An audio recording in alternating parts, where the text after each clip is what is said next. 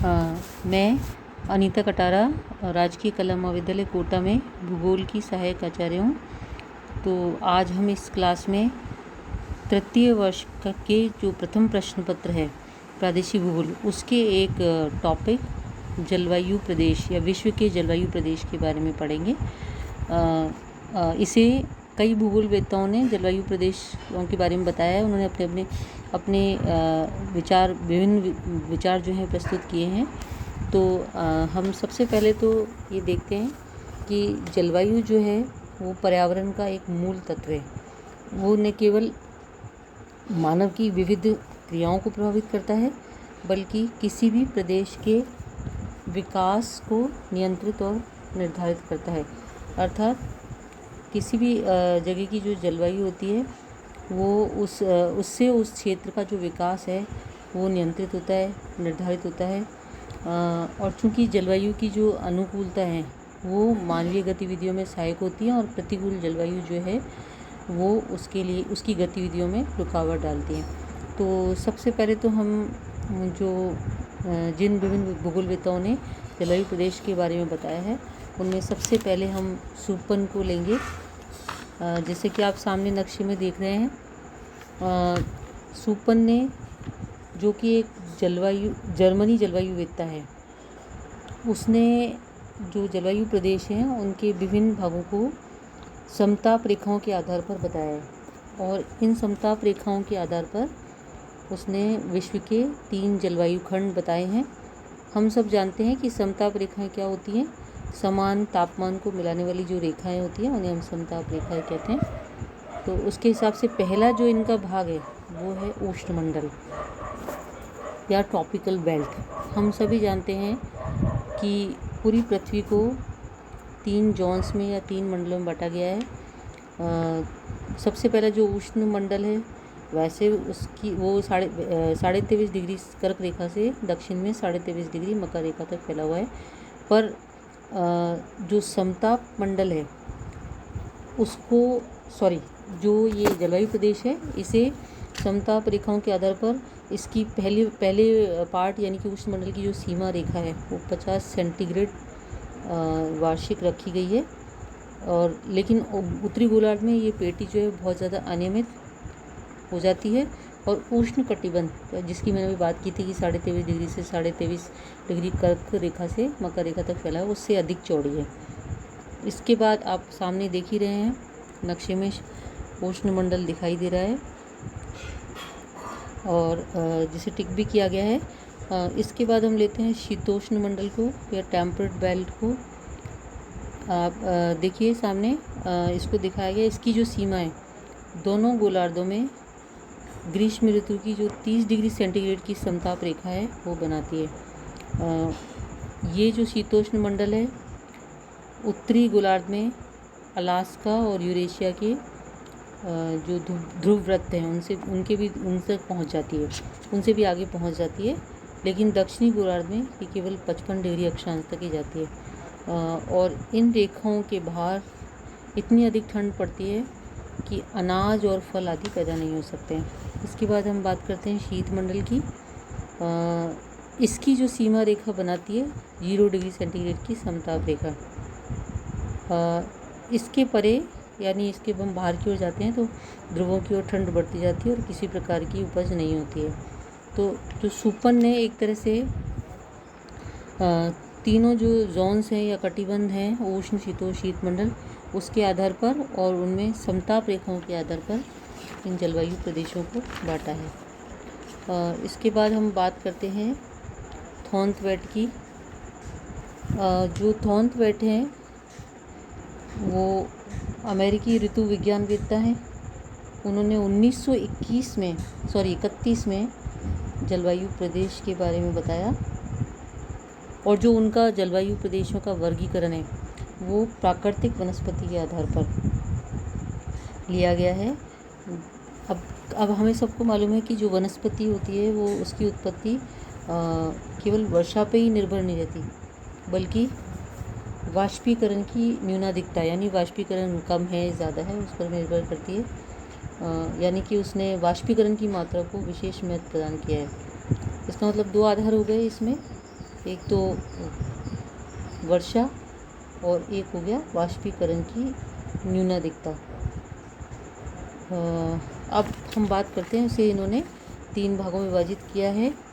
सबसे पहले लेते हैं हम वर्षण प्रभाविता को। वर्षण प्रभाविता का मतलब होता है कि संपूर्ण वर्षा का वो भाग जो वनस्पति की उत्पत्ति को प्रभावित करता है, वही इस जलवायु प्रदेश का आधार बनता है, या इन जलवायु प्रदेशों का आधार बनता है। जो वर्षण प्रभाविता है वो वर्षा की मात्रा और वाष्पीकरण का अनुपात होती है। जो संपूर्ण औसत मासिक वर्षा को हम यदि कुल मासिक वाष्पीकरण से विभाजित कर दें तो वर्षण प्रभाविता का अनुपात ज्ञात हो जाएगा। इसके लिए एक सूत्र दिया गया है। वर्षण प्रभाविता अर्थात प्रेसिपिटेशन इफेक्टिवनेस यानी कि P ratio is equal to P upon E is equal to 115। और आप देखिए, मैं इसको जैसे देखिए आप P oblique T minus 10 and 10 oblique 15 यानी कि इस सूत्र को आपको लिख कर के बताना होगा। तो मैं इस टॉपिक के बाद बताती हूँ आपको। तो इसमें पी जो है वो मासिक वर्षा को दिखाता है इंचों में, ई जो है वो मासिक वाष्पीकरण को बताता है, और टी जो है वो तापमान को बताता है, यानी जो सेंटीग्रेड में तापमान है उसको बताता है। हम लोग जो वर्षण प्रभाविता है उसके आधार पर सारे जलवायु प्रदेशों को 5 भागों में विभाजित किया गया है।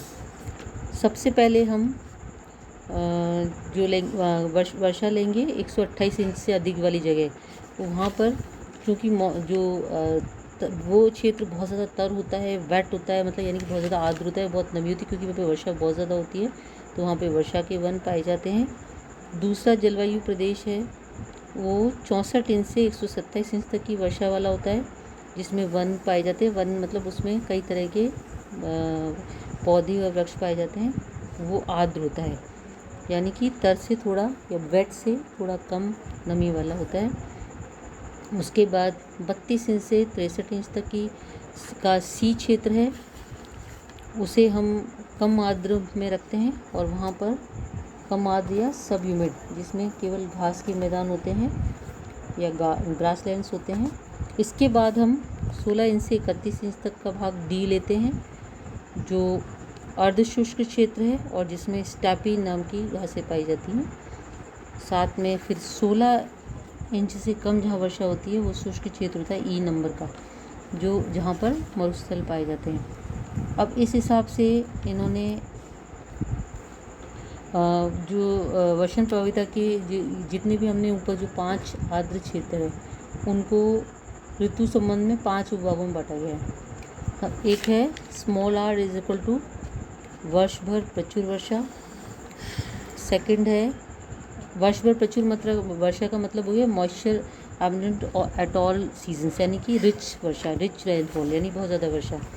और एस इज इक्वल टू ग्रीष्म ऋतु में कम वर्षा, मॉइस्चर डिफिशिएंट इन समर, यानी गर्मियों में कम वर्षा। डब्ल्यू इज इक्वल टू शीत ऋतु में कम वर्षा, मॉइस्चर डिफिशिएंट इन विंटर, यानी कि सर्दियों में कम वर्षा। विंटर्स का डब्ल्यू लिया गया है यहाँ पे। और W1 इज इक्वल टू वसंत ऋतु में कम वर्षा, यानी मॉइस्चर डिफिशिएंट इन स्प्रिंग। तो W की इस पावर जो है 1 लगा करके इन्होंने इसको इस प्रकार से सिंबल दिया है, और ये मॉइस्चर का डिफिशिएंट पाया जाता है स्प्रिंग मौसम में, वसंत ऋतु में। और उसके बाद लास्ट में डी क्षेत्र लेते हैं, so moisture deficient at all seasons, यानी कि जो डिफिशियंसी है वर्षा की वो वर्ष भर कम रहती है। तो हम बात करते हैं, हमने ये वर्षण प्रभाविता के आधार पर जलवायु प्रदेशों को विभाजित किया इन्होंने। अब इसके बाद हम बात करते हैं तापीय दक्षता की। तो जो तापीय दक्षता है इसका मतलब होता है, यानी तापीय दक्षता को हम कैसे ज्ञात करते हैं, उसके लिए हम औसत मासिक तापमान को मासिक वाष्पीकरण से विभाजित करते हैं। ये थॉर्नबर्न ने संख्यात्मक मात्राओं के प्रभाव के आधार पर जलवायु प्रदेशों को बांटा है। जैसे कि मैंने आपको पहले भी बताया था, वर्षण प्रभाविता में इन्होंने वर्षा को इंचों में बताया था। और इसी प्रकार इन्होंने तापीय दक्षता में भी लिया है और जलवायु प्रदेशों को विभिन्न अक्षरों से भी व्यक्त किया है। जैसे वर्षण प्रभाविता में ABCDE भाग रखे गए थे। इसमें A', B', C', D', E' और P' के आधार पर उसे भी 6 भागों में बांटा गया है।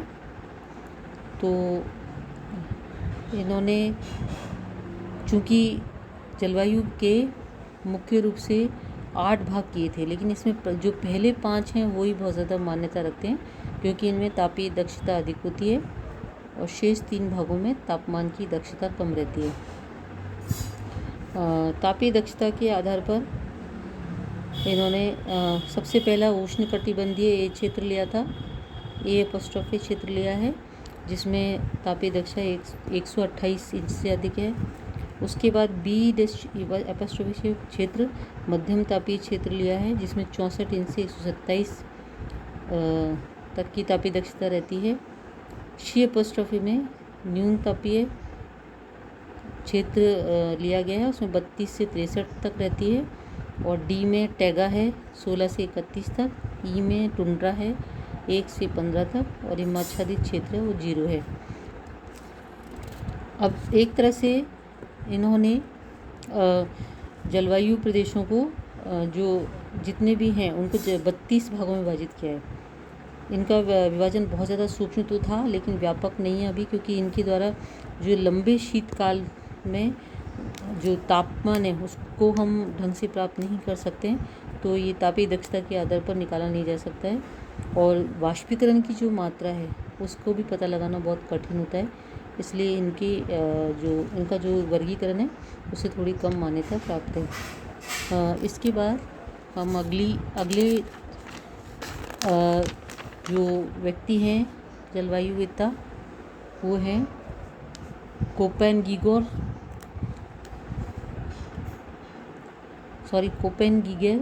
जिन्होंने जो विश्व है उसके जलवायु परिवर्गीकरण को कई भागों में विभाजित किया है।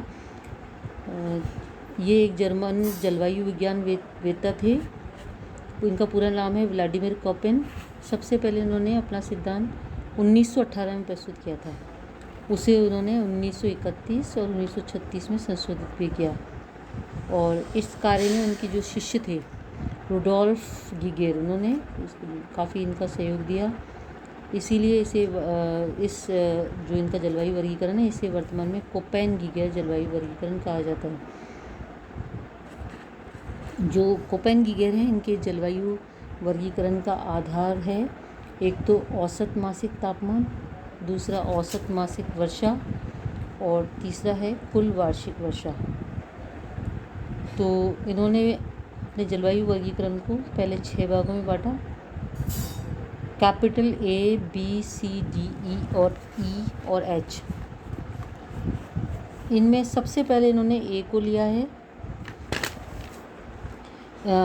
A में इन्होंने उष्णकटिबंधीय या भूमध्य रेखीय आर्द्र जलवायु क्षेत्र को लिया है